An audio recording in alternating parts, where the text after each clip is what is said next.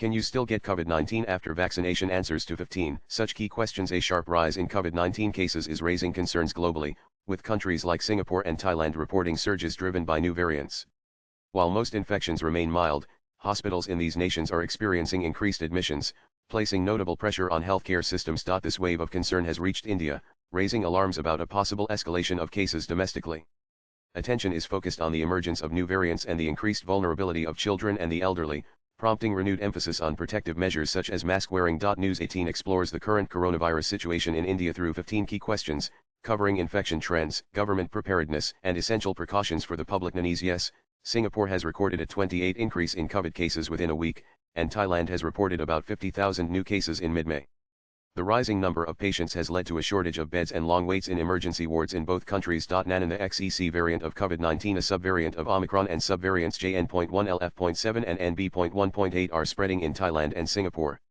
Although these variants are highly contagious, the risk of severe illness is low due to the effectiveness of existing vaccines.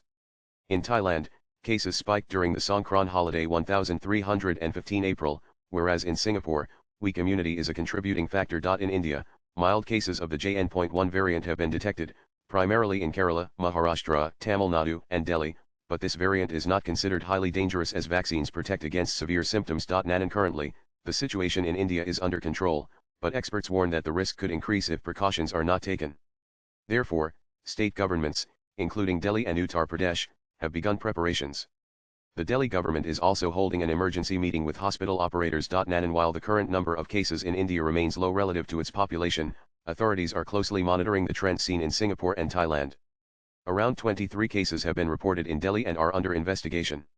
Additionally, symptomatic patients have been identified in Ghaziabad, Uttar Pradesh, prompting increased vigilance. No new variant has been detected so far, but genome sequencing of every positive sample is being conducted.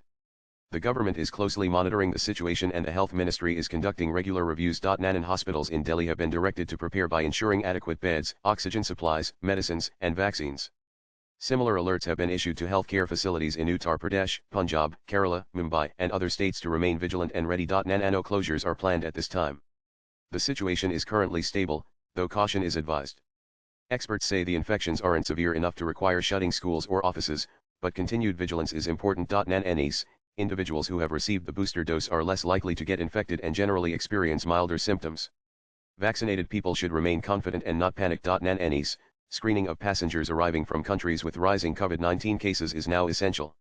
It's advisable to postpone non-essential travel to these regions and take precautions if travel is necessary. Nan though not mandatory, wearing a mask in crowded or enclosed spaces is recommended.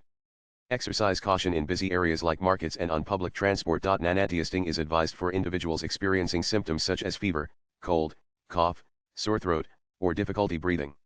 An RT-PCR test can help distinguish between coronavirus infection and common cold, making testing essential. Nan while the present variants are not causing severe illness in children, health experts advise caution.